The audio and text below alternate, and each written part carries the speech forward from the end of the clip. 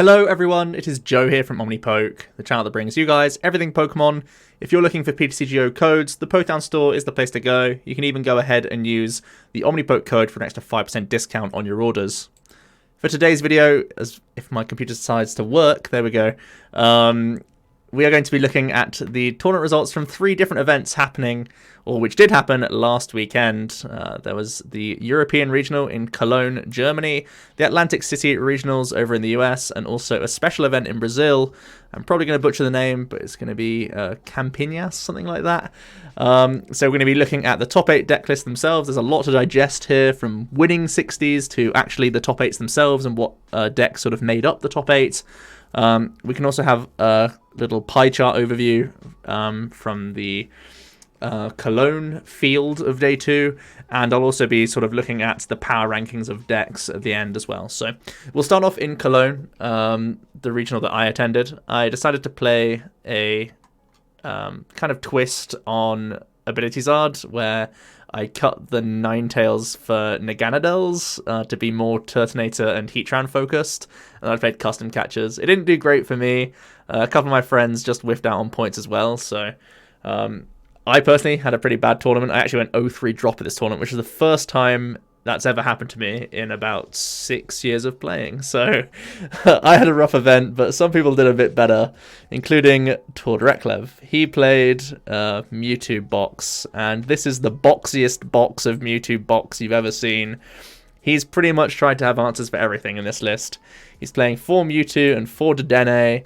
I actually really like the included 4 Dedenne. Obviously, Mewtwo has a lot of outs to Dedenne because it plays the 4 Cherish Balls, and Tord's even playing 4 Pokecom. So the outs for Dedenne are really, really high. It's really insane how many outs to Dedenne he has.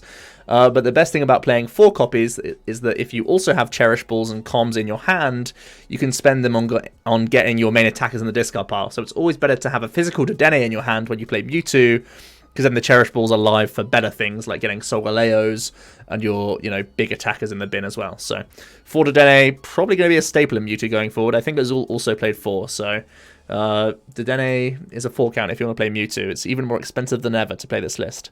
So the first bit of ingenuity from Tord was playing a 2-2 line of Shedinja. Vessel of Life, obviously, we've seen be like the focus of like lock-style decks. But this actually has been seen before in a handful of Blacephalon builds that were trying to play Shedinja to skew the prize trade.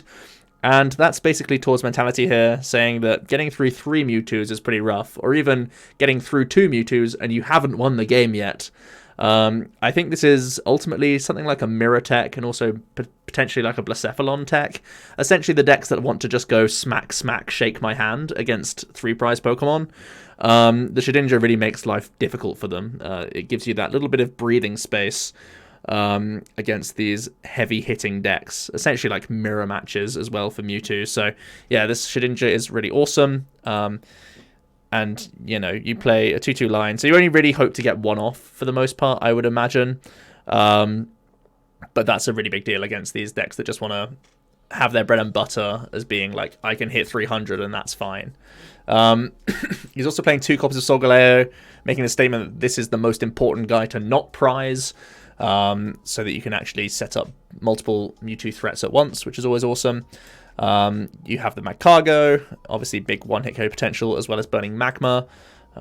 You've got the Family Zard, I guess it's called, who can do 300 for just 1 welder over 2 turns if you've manually attached both times to your Mewtwo, which is obviously insane. 140 is good vanilla baseline as well.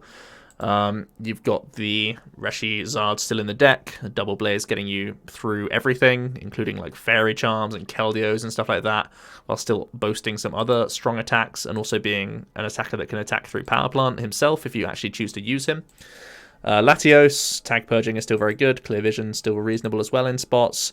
SBDO, obviously very good against Malamar and Birds at this point. Pidgeotto definitely had a really good weekend, and SBDO's great defense against that. Naga, Venom shooting to close games on Dedenne. One thing you'll notice about Tord's list is that he does not play Custom Catcher whatsoever. So his access to the bench is via SBDO and this Naga alone, and hoping that that's enough. He also plays the Greninja GX for further defense against Fairy Charms and Keldeo. He really was not happy to lose to those, so he's going to be able to Mist-Slash his way through the game if he needs to. And he also has the staple Marshadow as well, Resetting Hole, to help defend you against things like Power Plant plus Reset Stamp in one foul swoop, which is always pretty good. For supporters, he played a lot more than most standard Mewtwo's. We've kind of come to know the one bill for welder kind of thing we saw from Worlds. But towards playing 8 supporters, 4 of them obviously welder, still like a key focal point, but it does play 2 copies of Hapu for extra discard potential, which is pretty cool. He is playing 14 energy, so I feel like you can have a bit more leeway with Hapu when you play more energy than the standard Mewtwo builds, which is normally sitting around 11 energy cards. Hapu's a lot less painful in that you don't mind throwing away an excess energy when you have to.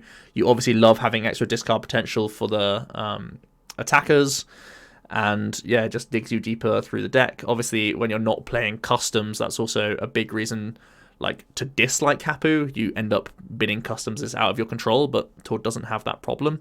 And he's also playing 2 Reds Challenge. Obviously, picking out some crucial cards at different points is going to be a big deal for him. So yeah, I think it's pretty cool that he's playing Reds. I don't know what's super specifically important for him to get this. It's just additional discard synergy cards in general, as well as helping you get towards the lower count of Shedinja, or getting you the labs on the right turn or the switch on the right turn if you're going to get hit with paralysis from a Choo-Choo, something like that. That's one thing that I'm not a super big fan of, is that he only plays 1 switch in his list. I do feel like he could fall prey to things like Raichu, if they're going to try and hit you with a reset stamp and Choo-Choo for paralysis and sort of prey. Obviously Reds gives you reasonable outs to that. But only 1 physical switch is the only thing that I actually dislike about his list, to be honest. Everything else seems awesome. He plays comms instead of treasures, so again, maybe Red's Challenge and Hapu is trying to counterbalance the lack of treasure discard, so that's also something to bear in mind. Double Stamp, obviously a great card in Mewtwo, especially when you're going to have that Shedinja. You can make them kill 2 Mewtwo's and the game's still not over, which is obviously very awesome. The 3 Giant Hearth, obviously synergy with the Welders, and playing 2 Lysander Labs so that he can shut down some tools. It obviously helps shut down Jirachi shenanigans from things like Ability Zard and Pikarom. Pretty annoying against things like Malamar as well, that are going to try and do spell tag shenanigans, and again, they're Jirachis. But also this is of course a big deal against the Psychic Fairy Charms that Guardians will try and put on you. So Mewtwo playing Labs now, pretty awesome. He's got the 5 total Stadium Bounces in general, just for getting around Power Plants, and Marshadow. So Labs is just a very decent card to play in Mewtwo, to be honest. It's the first time we've kind of seen it happen, but it's pretty reasonable overall. And Tord plays 14 energy cards. That's a lot of energy cards. 3 of them are weakness guard energies. A few people have said to me that I uploaded my sort of set, my review for the set, where I was like, oh, I guess we're going to put weak guard down from a 3-star to a 1-star, and then Tord just goes and wins with 3 copies of it with his weak guard energy in the list. So I guess this card's a decent in the end. Obviously, a lot of Malamars were going towards Power Plant in their list to shut down Jirachi GX. You'll notice that Tord doesn't play that card in his list. Instead, defending against the Psychic types, he's going to use Weak Guard energy instead. So it's a concrete way of saying you can't hit my Mewtwo for weakness, which is obviously a pretty big deal. And in general, it adds to the energy count, which also isn't that bad, to be honest, because whenever I play Mewtwo, I always struggle with only 11 energies in the build, like the 8-3 split that you're used to. So having additional energies just to physically have manual attachments is never a bad thing. So I really like the choice of this. He's playing 2 Psychic and 1 Water. The 1 Water, obviously, for the Greninja. So yeah, pretty reasonable stuff. What I like about just having 1 Water in the list is that against like Quagnag, they'll probably put Viridian down for you. And against Malamar, where like the Greninja attack is also pretty reasonable, you can also like have access to Viridian. So even though you only play 1, you've got 2 reds, and you've got your opponent sometimes gifting you the water energy anyways. So that's actually pretty cool. Yeah, overall, very, very intriguing list. I feel like you've got to have a lot of games with it to play this list correctly, because it's very different to every other Mewtwo you've probably played before. So give it some time, but in theory, this can beat everything. And Tord went 9-0 day one in Swiss, and I think that's a testament to the build having answers to literally everything. Other Mewtwo lists previously, they've like taken the sack to a Keldeo here, or had a weak Guardian there. But this build is trying to say that it can like answer everything, which is pretty insane. So yeah, and even the Shedinja can help against the big one-hit KO decks like the Blounds and stuff like that. So yeah, it's trying to answer every deck in the format. That's why it's super toolboxy. Sander has once again come back with Pidgeotto. I think he did pretty well in Sheffield as well. He changed up his list from Sheffield though. He's playing the 3-1 Pidgey split, which is allowing you to play one collect Pidgey, which is pretty cool without getting punished by SPDO. You've got the 4 Oranguru, the double Articuno, got Ditto. He plays 1 Hidden Fates Weezing to accelerate his Jesse James hand lock combo, and it means that he can start the lock earlier against people, because you can reset stamp people to 4, and then you can go Surge, Mars, Jesse James whilst discarding Weezing. So you're allowed to start the lock a little bit earlier, and even if you're not doing it with stamp, you can catch people out earlier as well, which is pretty cool. Playing the Giraffe helps against Mewtwo and Mally, of course. Adding in an Absol to the list as well, which I think is also a very cute addition, very cool as well. Trapping the Denes becomes a lot easier, and just trapping things in general, stopping people having free Stellar Wishes against you is also very nice, so it helps the trapping aspect of this deck a lot. And also he plays 1 copy of the Fluffy Pillow Mareep. This is trying to be like something that just kind of sits there in those opening turns. Obviously, you don't need to Oranguru stuff back into your deck till kind of like mid-game a lot of the time.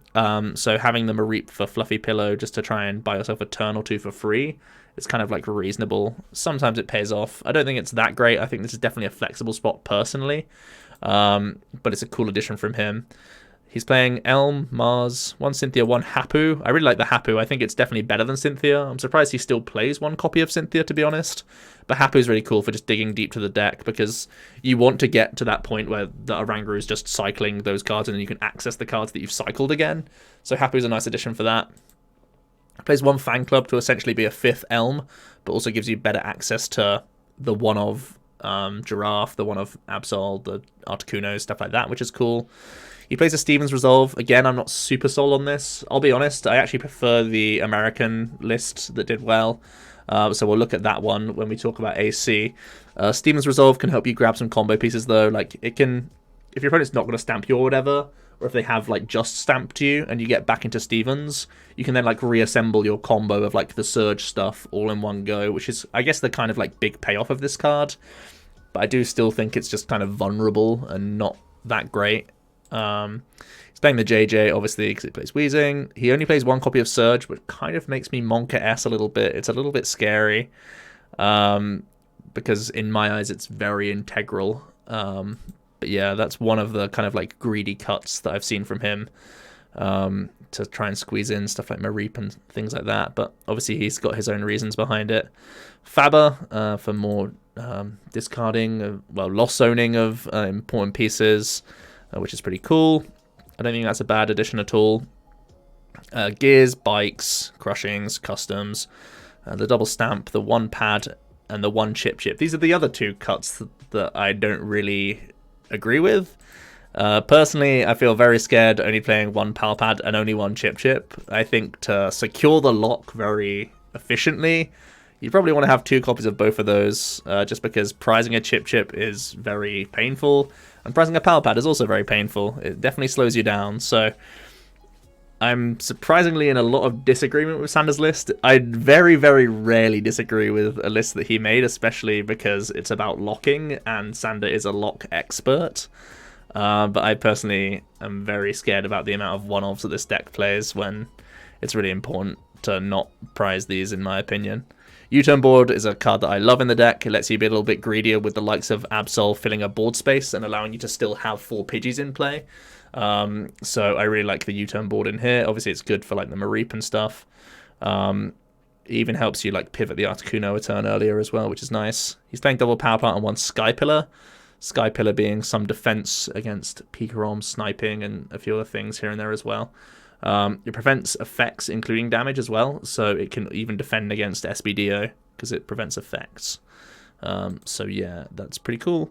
And then he's playing the 2-2 energy split. I actually am a big fan of the 2-2 split. For a long time, it was 1 recycle, 3 water, and it felt just much more comfortable to play a 2-2 split in my book because it's very rare that you'll end up doing the Articuno attack, especially because you can win the game quickly enough just by doing the stamp Jesse James to like remove cards from their deck. It's usually like as quick as going for the Articuno attacking route, and you don't get wrecked by things like stamp randomly. So yeah, the 2-2 energy split seems fine in my book. What else are we looking at? We got Pedro's Pika Bill list.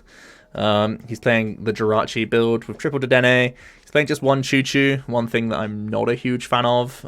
He does play 1 Electros. I was testing on stream today with a list that was basically cutting an Electros for a second Choo-Choo, and it was doing really well. I was basically testing out Bill's analysis, and I did really enjoy it. The Electros is obviously a decent card against some non-GX matchups like Quagnag and Malamar and stuff like that. But I think it's a little overkill in my book, personally.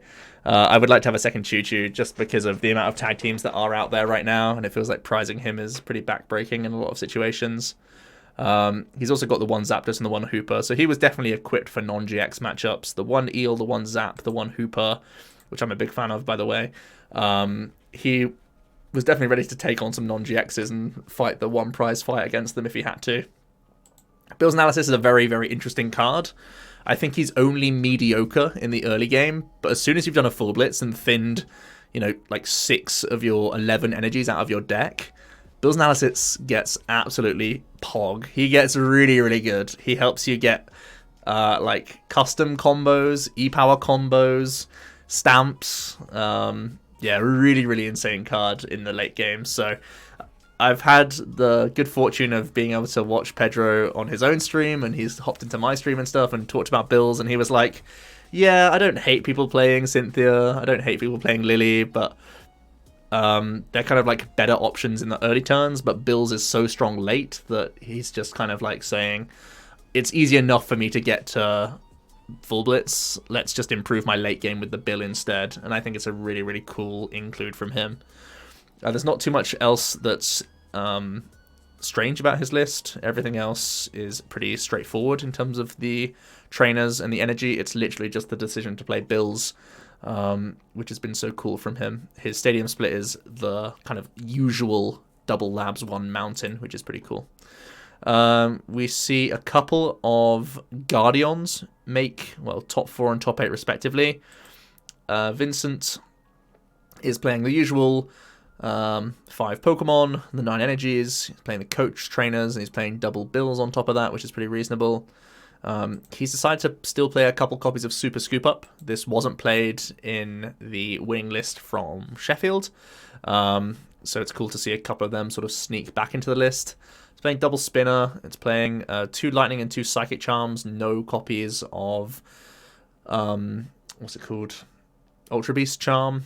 He is playing 1 Helmet and 1 Stealthy Hood. Stealthy Hood obviously trying to defend against Ninetales gusting you. You can force like a lot out of Ability Zard players. If you like tank a hit with one of your Guardians, then just completely sack that one off basically and Stealthy Hood it and retreat it. Obviously you don't really need to put any other charms on in that matchup, so you can try and force them to go through yet another Guardian in that matchup if they're only using Ninetales, which is a really nice addition. And he's playing a full 4 copies of Power Plant, really just trying to punish decks with the Stamp Plant combo, or just having early Power Plant and being ugly for certain people's hands just because the amount of ounce that they have are reliant on Dead changing. We see an Ability Zard did make top 8. I was playing pretty much usual stuff. Double Zard, only 2 copies of Dedenne makes me a little bit scared. I feel like 3 is very much the safe and standard place to go with it, but here we are, just 2 copies. He's playing the Blown Crystal build, so just 14 fire, playing the 3 fire crystal and the Blacephalon, so you can get big Fireball Circus knockouts in a pinch, which is always very cool. It means that like if you run out of energy on board, you can still have a big amount of burst available to you, which is cool. It's playing the 4 Calm, 4 Switch, 4 Acrobike, so really, really high on the like consistency cards, I guess you could say. Acrobike's one of these trainers that kind of fell out of favor with a lot of Ability Zard players, so seeing 4 copies really is a statement that that card was something he really wanted to help dig towards for the likes of Welder and whatnot. Sometimes I would, like, personally, I don't think I'd ever play 4 Bike. I think I would play 4 and a 1 copy of Pokegear before I played 4 Acrobikes. But yeah, fair play. He's really tried to dig deep into the deck with his list, which is very cool. So, pretty interesting list. Only 2 Dedenes, a little bit scary.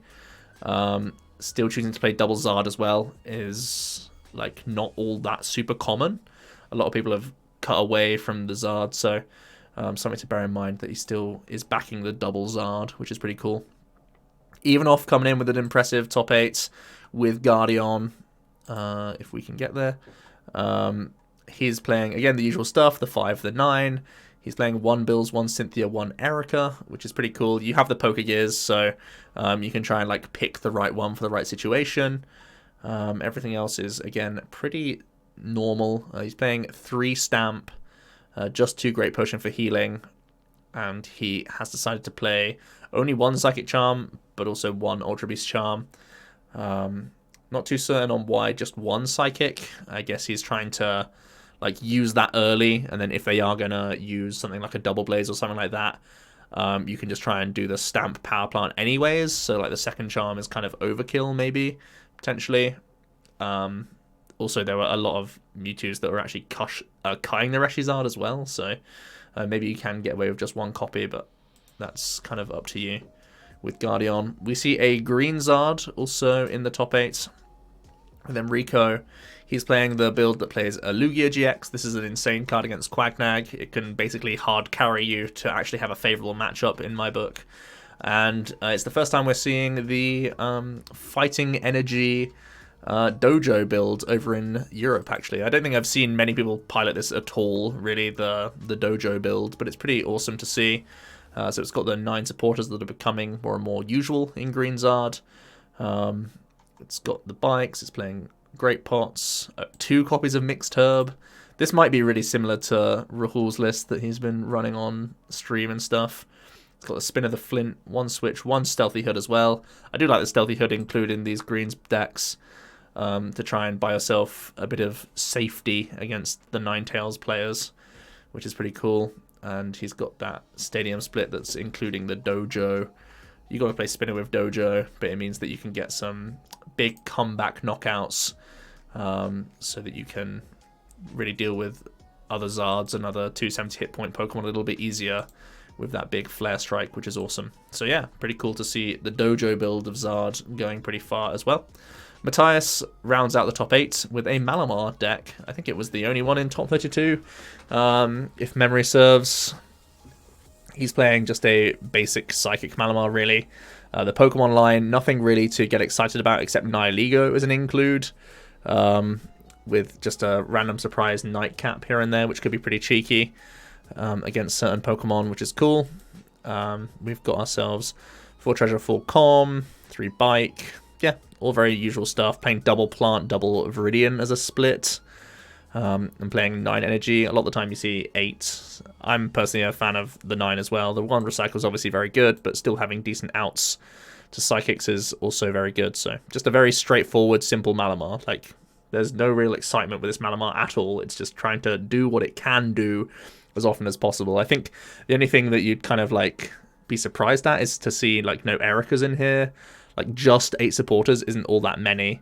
So potentially you've seen like a couple more consistent Malamars out there before. But yeah, it's just does what it says on the tin, Malamar, basically. We can have a good look at the other decks that round out the top 74 decks that made day 2, thanks to a lovely CCG pie chart. We haven't quite got around to uploading the other regional pie charts just yet, but they'll be coming out in this week, so make sure that you do check out Complexity Card Gaming Pokemon on Facebook. We always try and come up with these great meta breakdowns, and we get some facts in there about the tournament and stuff as well. It's a pretty big post sometimes, but it definitely gives you a lot to digest about the tournament and gives you some more insight. Because, of course, we were there for Cologne, so we can give you sort of our rundown of how we thought the tournament was. But yeah, this breaks up day 2 pretty nicely for us. Pikarom and Ability Zard pretty close in popularity, making it into that day 2. Mewtwo, Mew Toolbox, Blounds, Guardian, Greenzard. So the Greens decks combined also had a pretty good showing, to be honest. Just slightly above Mewtwo in sort of like Greens decks combined. Handful of Malamar, handful of Pidgeotto. We have a slightly different build of Mewtwo, Mew that's playing Ninetales. Usually this build of Mewtwo, Mew only plays like Magcargo, Ability Zard. Oh, sorry. Magcargo, Reshizard, and the Hidden Fates Charizard. Sometimes they play a couple other attackers as well, but essentially it's Mewtwo that wants to have better gusting opportunities. It's essentially what I played in Sheffield. Also, Jack played it in Sheffield as well. A handful of our friend group played it in Sheffield. It's weird that none of us did all that well with it. One of my friends, Luke Williams, he made day 2 with Mewtwo Firebox, and we kind of decided together that it wasn't like the right way to go about it, and then it started to pop up in AC, and obviously a couple made it into day 2 of Cologne as well, so maybe we were a bit ahead of the meta there. Speaking of ahead of the meta, some Spiritombs have started to creep in, a couple with Frostlass and one of them with Gengar, which is definitely something I'm excited to look into. Essentially you sit there with Ghastly up in the active, let that get knocked out, while you build Spite with all your Spiritombs in the back, and then you get this extra damage burst potential with the Gengar abilities, which is pretty awesome. A Fossil Box, a Quagnag, and also a handful of other decks. I think it was, one of them was a Machamp, one of them was a Green Blounds, and one of them was, what was it? It's going to be down here somewhere. Was it a Checkmate deck? It may have been a Checkmate based build, something like that. So yeah, pretty cool to see the decks here in all its pie chart glory. We'll move on to AC, because this video is already going to be pretty long, I can tell. But we had the same finals in AC as we did in Cologne, which is pretty awesome. This time it was Azul v Grant. Azul was able to come out on top with a more straightforward, I want to say, build of Mewtwo. Obviously, Tord was trying to cover his bases against everything, whereas Azul's build was much more akin to like the bread and butter stuff that we've known. He's also made the decision to play 4th to Dene, which again I'm a big fan of. He's playing the usual attackers. He's got himself the Jirachi in here, the more usual way of us trying to defend against psychic weak Pokemon. He doesn't play Marshadow, which is something that scares me personally. But he does play a couple other non-GX Pokemon. I do really like Mind Report Mewtwo if you can find the space for him. And also Wobbuffet gives you good defense against Turbo Pikarom starts, as well as defense against Victini Prism, which is pretty reasonable. We see just 4 supporters in his list, just trying to reuse that Welder man. It's a pretty good supporter. He's got the Gears, Cherishes, playing a full count of 4 Treasure. I think 4 Treasure is a nice count when you do play that Mind Report in the list. He's got Customs, Bikes, Switches, Stamps. It's a pretty usual list. I think Recycle System also... Yeah, this is all just very, very normal. I think the only real question mark is the lack of Marshadow, and also potentially, like, you expect to see 1 Bill in the list. Those are the only things that you'd, like, come to expect, but this is just a very straightforward build of Mewtwo. Not too dissimilar to the World 60, really, just with the updates of Hidden Fate Zard, basically. So the good old-fashioned Mewtwo is still performing, and is still continuing to perform.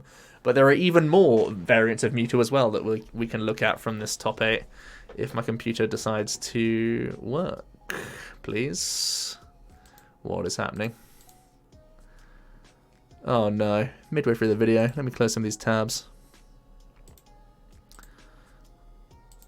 My computer's decided to die on me. Please no. Let's go to AC.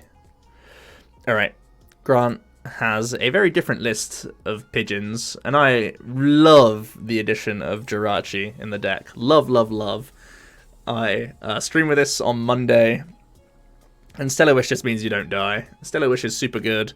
It protects you around prizing pigeons. It allows you to not let pigeons die in the opening turns, and it just gives you extra push potential to find your initial elm. So Jirachi in this deck is super, super amazing. Really, really smart decision for them.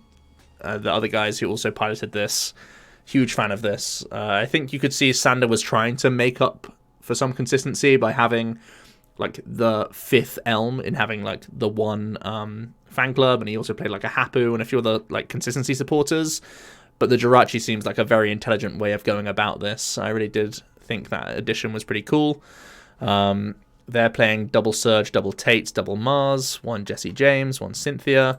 The Cynthia is still the card that I'm like shaky on. When you play 2 Tate and Lizas, I don't think you're necessarily in need of like an extra shuffle draw effect. And I don't think she's actually as good as Hapu, so I think I would personally change Cynthia for Hapu. But everything else looks pretty good. Gear, Bite, Crushing, Customs, all the usual stuff. He's playing the 2, like everything's a 2 of basically. It's only really Jesse James, Cynthia, and Board, which are 1-ofs, which are like pretty dispensable. Like you don't need the Jesse James. Obviously it accelerates your win condition, and it means you can start the chip stamp Surge combo earlier, but you can do it with just Mars anyway a lot of the time, so you don't like hate prizing Jesse James.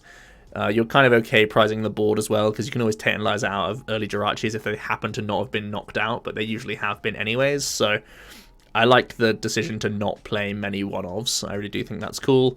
One thing I think is a little awkward is not playing Girafarig. I would probably try and play 1 copy.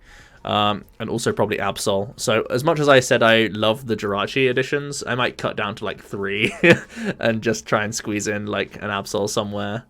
But yeah, it plays 3 copies of Power Plant as well. I'm not a super big fan of 3 copies. I feel like 2 is like just fine. So I might also make the change to just play 2 Power Plant to fit in again, like Giraffe or something like that. And he's playing the 3-1 energy split. I think I'm kind of in Sanders' boat with that one, where I prefer the 2-2 slightly more, but again, it's pretty close overall. It's just so you don't prize the 1-of copy recycle, but basically that's it. But yeah, I think the Jirachi build of Pigeons will be the one that most people look towards going forward. I think it's just plain simple consistency, which is pretty good. We see 2 more Mewtwo's in top 4. And these are very different Mewtwo's. They are Jirachi Mewtwo's. I have tried this a bunch of times on stream, and it's really cool to see Jirachi builds actually working. Now, as much as I've liked testing the Jirachi builds, I do think it lets people win games easier. As much as it's good for you, your end, for getting like consistent turn 1s off and whatnot, I do think one of Mewtwo's best selling points is by forcing hard prizes for the opponent. So it's really surprising for me to see 2 Jirachi builds both make top 4. I guess they're just drawing better than people thanks to having Stellar Wish in their builds, which is pretty reasonable. But I do think it's a surprise to see them both do this well.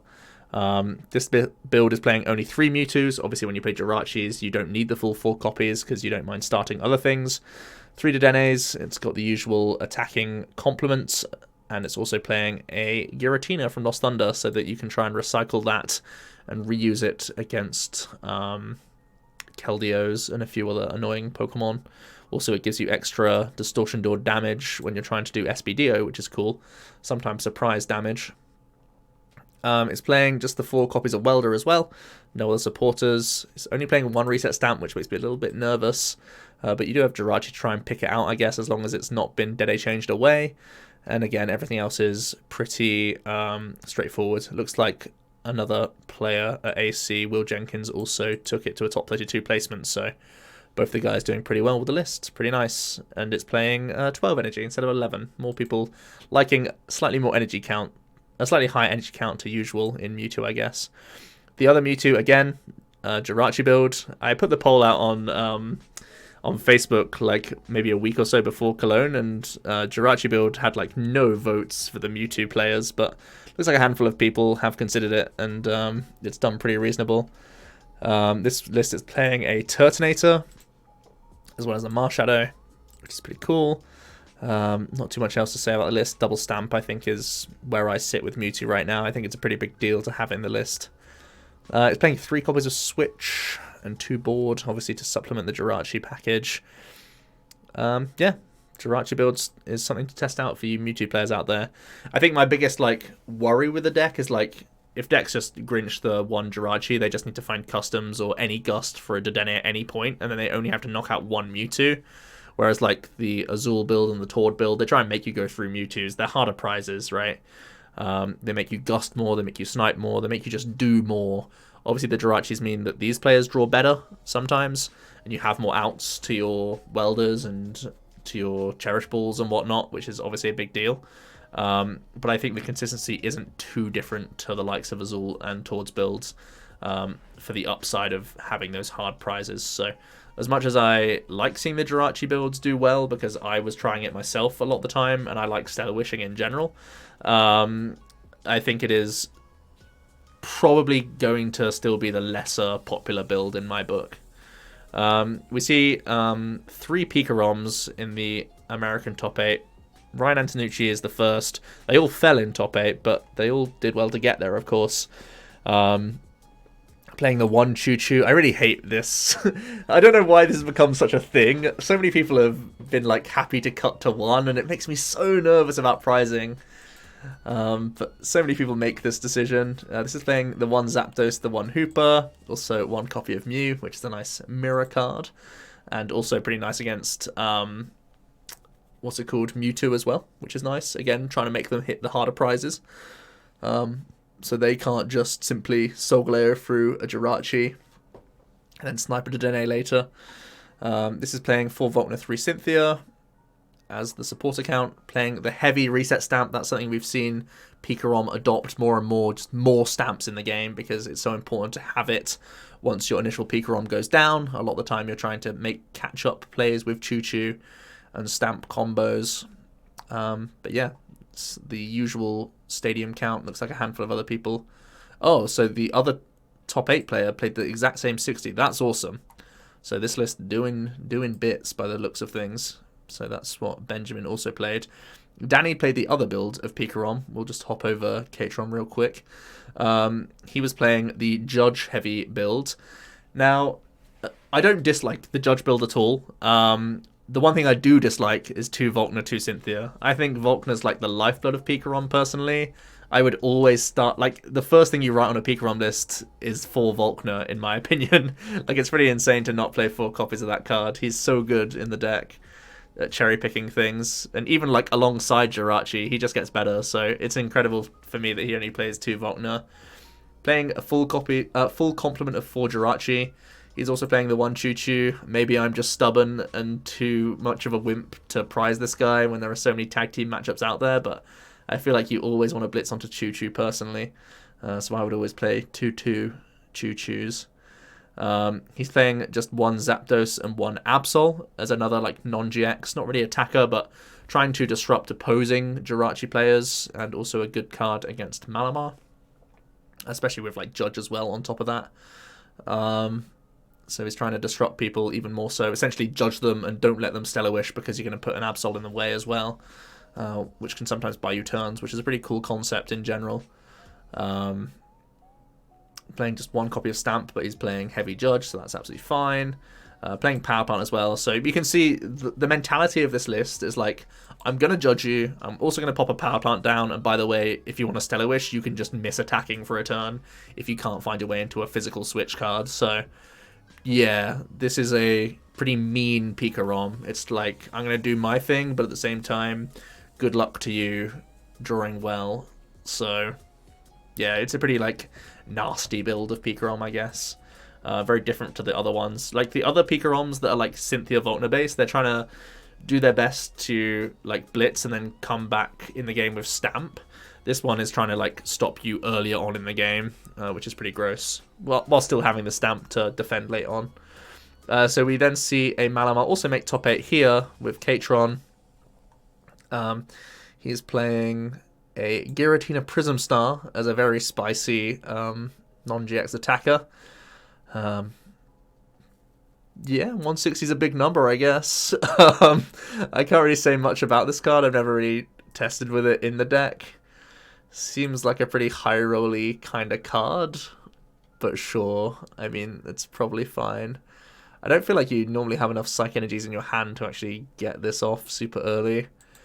But hey, it does more damage than Giratina, like a regular Giratina, so that's kind of cool, I guess.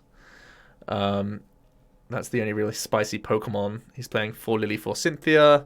Again, same as the other top 8 list from Matthias. Only 8 supporters, maxing out the Treasure and Comms, maxing out the spell tags.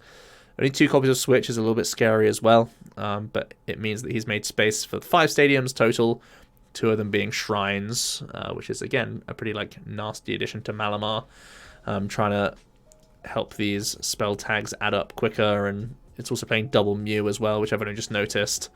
So I guess it is trying to set up math a lot of the time, a lot more for like your espers and whatnot, which is pretty gross. So yeah, trying to accelerate that sort of win condition from Malamar, trying to take those cheeky free prizes here and there, which is pretty nice.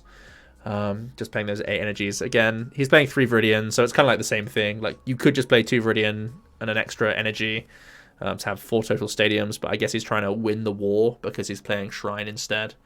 But yeah, pretty interesting to see Malamar once again make it in the top 8. We don't have a lovely pie chart just yet. Keep an eye out on that for the Facebook pages. But looks like even more Pikarom were in and around the top. It really was a pretty decent tournament for Pika. They were also a couple of Quagnags pretty close, which is insane. Pretty sick to see those do so well. I'll have to look at those in more detail later. But it looks like, just from eyeballing it, a lot of Pikarom, a good amount of Mewtwo, 1 or 2 other bird controls, and then the Zard seemed to be down towards the bottom of the Day 2 pit. There was 75 total in Day 2 here. Looks like a lot of the Zards kind of fell towards the bottom after doing pretty decent to get into Day 2 in the first place. But yeah, really awesome to see those results from AC. We only have a top 8 from the Brazilian SPE. There was only 158 Masters, so we'll quickly go through this one. I know this is already going to be a long video, but yeah, lots to discuss really. Greenzard ended up winning and also making a top 4 placement, so it's definitely still a deck. It was even able to beat a Ability Zard in the finals as well, so one of the big reasons people sort of are put off from playing Greenzard is like the perceived weak matchup of the Ability Zard, but at least it was able to win in the finals, so it clearly can have some game against it.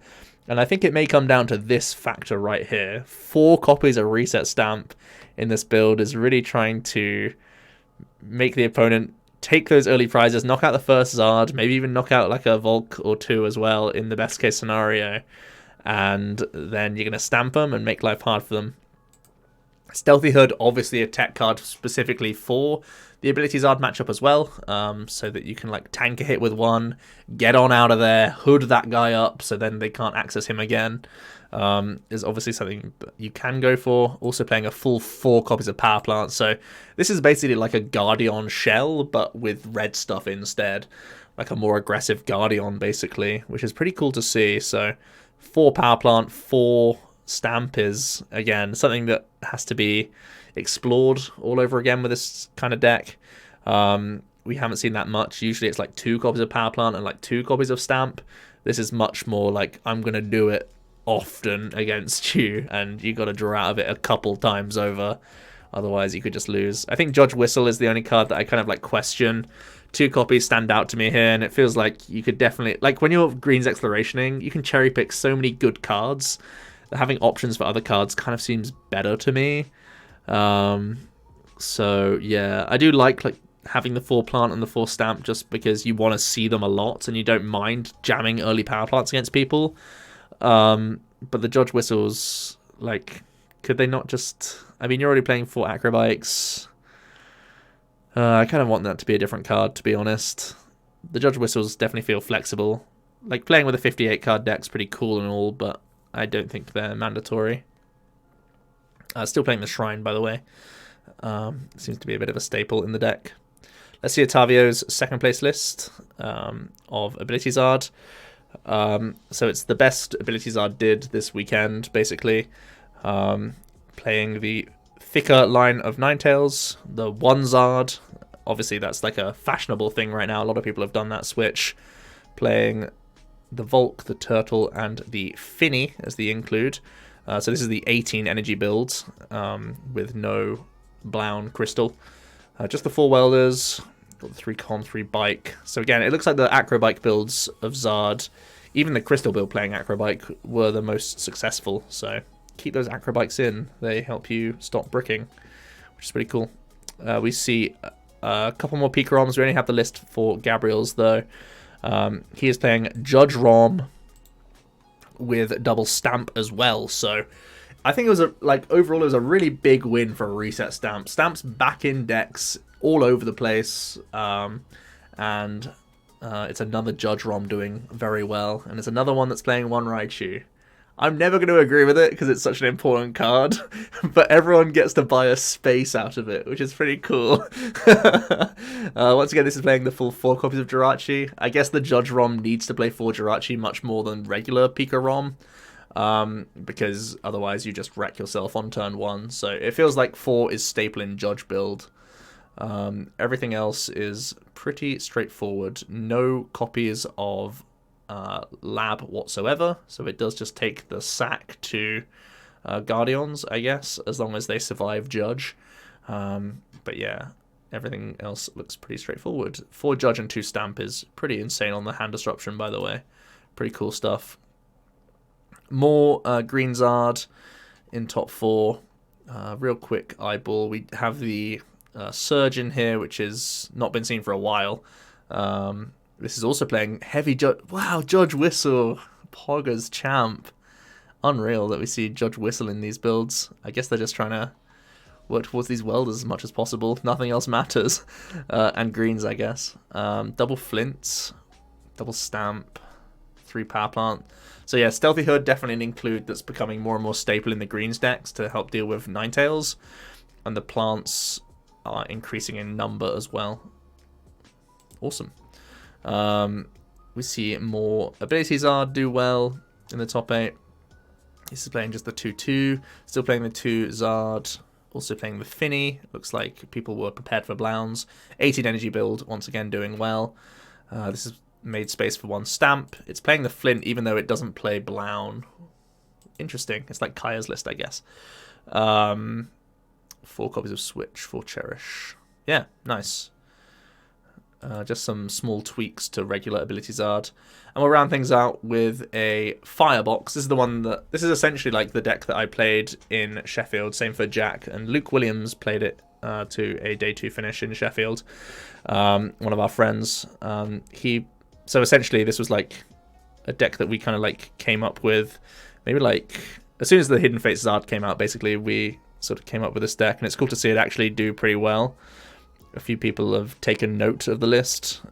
It's playing the 1 Zard, the 1 Magcargo, and it's also playing Herbal, which is pretty cool. It can help you like burst for game against stuff. It means that against like Mewtwo players and stuff, you can try and like Magcargo through a Mewtwo, and then you can just take easier prizes on like Dedenne and then burst, which is pretty cheeky. Also, you've got the Heatran, of course.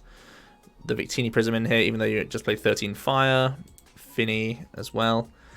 Essentially, it's just Mewtwo that wants to Gust more often than other things. That's why you can see the 4 Fire Crystal in here, just so that you always have access to Gust when you need to, which is pretty cheeky. Yeah, playing the 1 Stamp as well. Pretty different to... I think it is a little bit different to the list that we played in Sheffield, but the concept is still the same. Mewtwo having the Fire package, basically. We see a regular Mewtwo also round out the top 8, which is playing the usual attackers. It's playing, again, it feels like the non-GX is the thing that's most up for debate in Mewtwo right now. The Mewtwo, the Martian, and the Turtonator being the priorities in this list. Playing 4 Hearth, saying no to Viridian, I guess, is kind of fine. 4 Cherish, 4 Treasure, the double Stamp as well. Yeah, I think the Mewtwo's are also becoming more and more like centralized into one build outside of Tord going crazy on it. And also, I love this count of 13 energies. Yeah, 10 Fire, 3 Psychic is so good. I really like the higher count of energies that some of the Mewtwo's, like some of the Mewtwo's that did most successful this weekend, they had high energy counts. I think like 3 or 4 of them had high energy counts. Tord's did, Gabriel's did, and a couple other players did as well. High energy count in Mewtwo, please make it happen. It's so important in my opinion. Had to keep weldering even in the late game. So yeah, that rounds out the special event in Brazil. We'll quickly hop over to how decks are doing in general. Pikarom is the deck that's had the most top 8s, followed by Greenzard. I think that's a surprise to a lot of people. Greenzard has almost had, well, you know, it's the second highest in top 8s since Worlds, or like with Worlds included and all the other events as well so far, which is pretty nutty really. It's a deck that a lot of people, kind of myself included, wrote off compared to Ability Zard. I think as soon as Ability Zard was like on the scene, a lot of people were like, oh man, Greenzard's kind of dead, but it's definitely proving itself. It's adapted, it's gone to higher stamps, higher plants, basically been a different build of Guardian, basically is kind of how it looks to me. And it's still succeeding for sure. Mewtwo and Ability Zard are kind of tied right now. Bird Control started to, well, it had a really good weekend, and I think it's pretty well figured out right now with the Jirachi build. I think that just really gives you peace of mind that you don't just lose in those opening turns and then can't win the series. I think that means you get set up more, and when this deck sets up more, it just wins more, so that's pretty sick. Malamar, Guardian, Blounds, and then, like, surprisingly, the other build of Malamar is still in the top 10, and then we've got a bunch of things tied at 10 with their meta share. We can quickly have a look at points overall as well, to again highlight how decks have been doing. This has been split by archetype. If you don't split these archetypes up, the Charizard in general is just 1 point behind Pikarom, but in terms of individual decks, Pikarom is way out in front in terms of points earned.